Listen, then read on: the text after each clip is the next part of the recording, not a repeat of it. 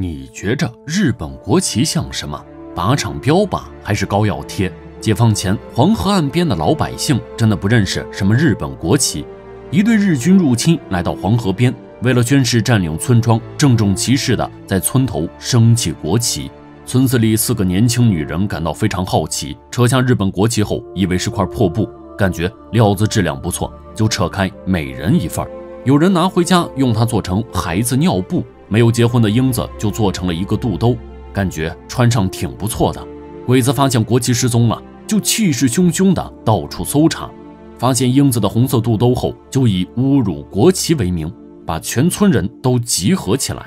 鬼子丧尽天良，灭绝人性，把全村人全部枪杀了，单单把英子抓走，送进了日本军营，成了鬼子的慰安妇。受尽日军禽兽的凌辱，鬼子甚至在他的额头烙上了日本国旗的印记。他每天如行尸走肉般精神恍惚，痛不欲生。直到有一天，军营里来了一位山本大佐，他呆呆地看着英子，并没有侵犯她，反而叫她妈妈。英子以为他缺少母爱，可是等山本大佐靠近英子时，却突然从他的肩头咬下了一块肉。英子痛得大叫，更让他感到恶心的是满口鲜血的山本大佐。他悲痛绝望之际，抽出了一把簪子，准备结束自己的生命。恰在这时，警铃响起，鬼子仓皇逃窜，丢下自杀未果的英子。获救后的英子来到黄河岸边的一个叫天尽头的地方留了下来，这里兵荒马乱，聚集了不少土匪。英子做了他们的首领，并且改名大顺殿。他年轻貌美，但性格与以前完全变了，从清纯娇羞变得风尘又泼辣。他决心复仇杀鬼子。大顺殿心灵手巧，每天晚上在屋里把一张红纸撕出一个人的头像，贴在灯笼上挂起来，与头像一样的土匪就可以进屋，同大顺殿共度良宵。选择头像时不分年龄，不分模样，原则只有一条，那就是杀鬼子。谁杀的鬼子多，谁杀的最卖命，大顺殿就跟谁做一夜夫妻。他利用自己的身体，很快把这些杀人不眨眼的土匪收入麾下，他们也心甘情愿地为大顺殿卖命。每到晚上，土匪们聚集在门口，眼巴巴地盼着灯笼上出现自己的头像。这天，灯笼上出现了独眼龙的头像，他立刻兴奋地大叫，一脸淫笑地走进房间，去领取自己杀鬼子的奖赏。虽然土匪们都算不上好人，但杀起鬼子来个个都不含糊，用枪支、棍棒、石头，甚至用嘴、用拳头也要消灭鬼子。不管他们杀鬼子为了什么，英勇消灭侵略者是值得称道的。大顺殿杀鬼子的举动日复一日的壮烈而又平淡，直到有一个叫张娃的男人来到这里，他带着哑巴媳妇和年幼的儿子，一家3口逃难来到黄河边。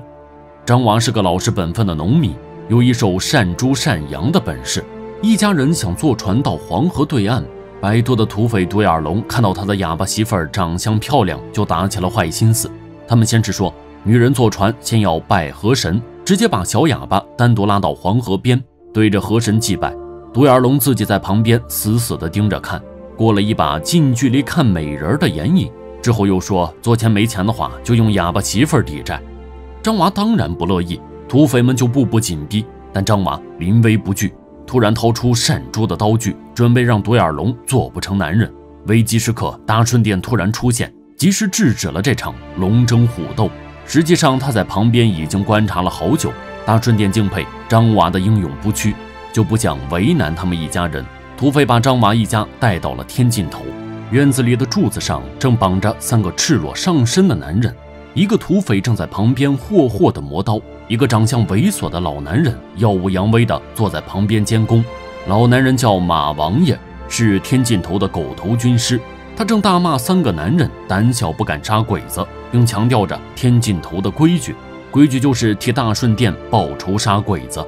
大顺殿用鞭子狠狠地抽打他们，说他们是胆小的废物，不中用，让张娃用善猪的刀具把他们扇了。胆小不敢杀鬼子就不配做男人。张娃被这种场面吓得够呛，他接过独眼龙递过的刀，直接把绳子砍断，劝说中国人何苦为难中国人。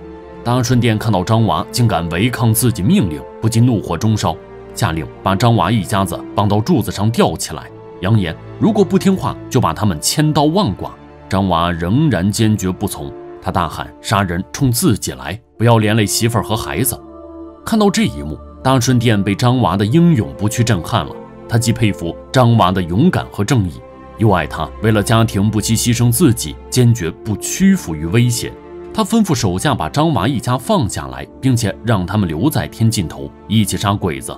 张娃一家在天尽头安顿下来，虽然兵荒马乱，但一家人倒也过得恩爱幸福。大顺殿看了他们一家的生活，心里既羡慕又嫉妒。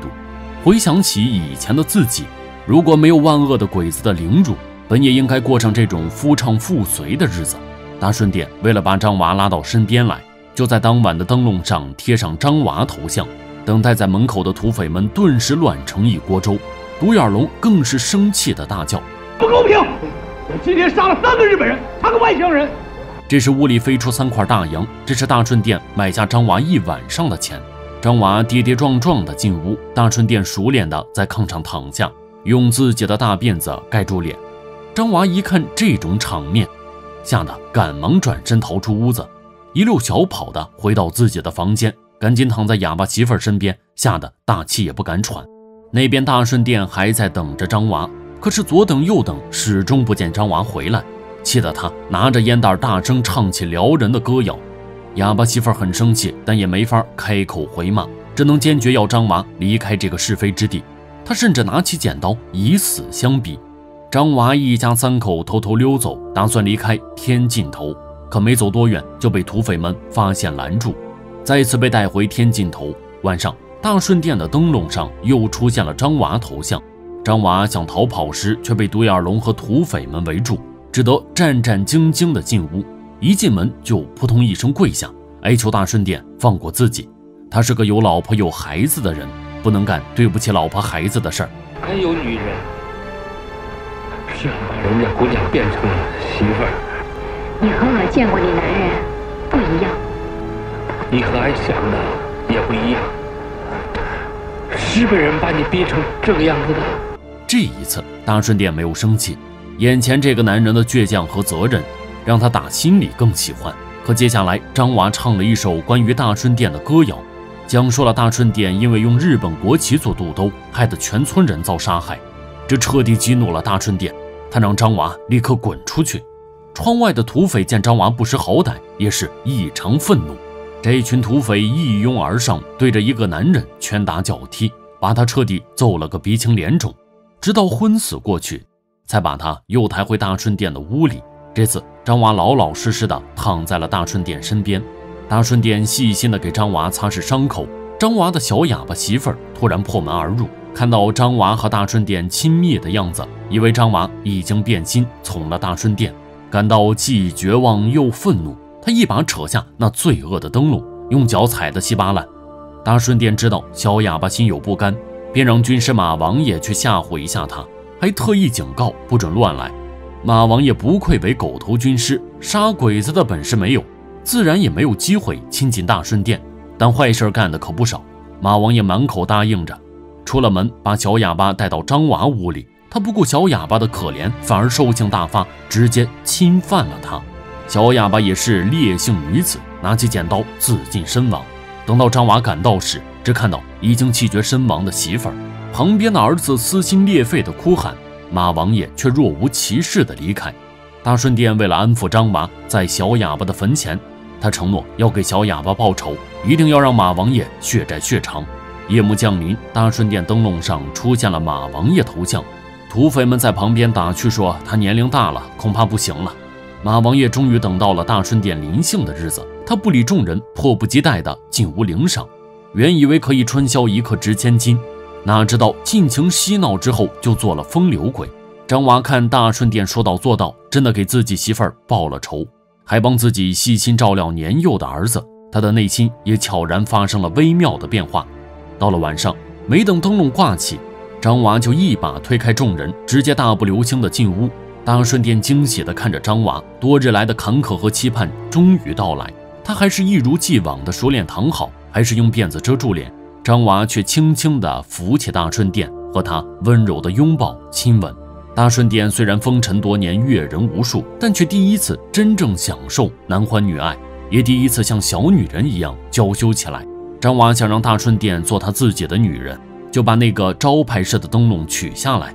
大顺殿看后脸色大变，他立刻严厉告诉张娃，天尽头的规矩不能变，只要是替大顺殿杀鬼子的人都有机会做他一夜的男人。两人正在争吵不休时，土匪们冲进屋里，看到张娃弄坏了大顺殿的灯笼，还想独自占有他们的女皇，就一拥而上，五花大绑，把张娃押到黄河边去喂鱼。大顺殿一方面期盼张娃的真爱过上有男人做靠山的平凡生活，另一方面国仇家恨，自己和全村几百人的血债如何复仇？鬼子侵华的年代里哪有平静日子？大顺殿毅然埋葬了对张娃的感情，决定指挥土匪们继续杀鬼子。可另一边的张娃却不肯屈服，他站在悬崖边仍然坚称大顺殿只属于他一个人。看着眼前这个倔强正义的男人，大顺殿没有听从独眼龙把张娃推进黄河喂鱼的馊主意，关键时刻还是心软了。他大骂张娃不是男人，不肯为他去杀鬼子。张娃针锋相对，说他不是女人，并且答应要亲手杀了那个禽兽山本大佐。正在大家义愤填膺要去杀鬼子时，鬼子兵自己找上门来，他们直接来到天尽头，把日本国旗又挂了起来。那个当初毁了大顺殿一生的山本大佐，正是这次鬼子行动的指挥官。他向老百姓介绍着新来的汉奸村长。张娃第一个站出来，大喊为大顺殿报仇。大顺殿也穿上那件用日本国旗做成的肚兜，山本大佐也认出了大顺殿，知道这些人杀过不少鬼子，拔出军刀就要屠杀百姓。张娃眼疾手快，发挥他以前闪珠技术高超的优势，手起刀落，山本大佐被闪成了太监，顺势又抢过一把枪，直接毙了山本。土匪们在大顺殿带领下，个个英勇杀敌，没有武器就用棍棒、石头与敌人拼命。独眼龙尤其勇猛，恨不能把鬼子生吞活剥。一场大战过后，天尽头的男人们全部壮烈牺牲，只剩下大顺殿和张娃年幼的儿子，两个人从此相依为命，也算是了了张娃的心愿。在那个特殊的年代，日本鬼子在中国烧杀抢掠，无恶不作，犯下滔天罪行。大顺殿用他的另类方式报仇，同样值得我们敬佩纪念。铭记历史，勿忘国耻。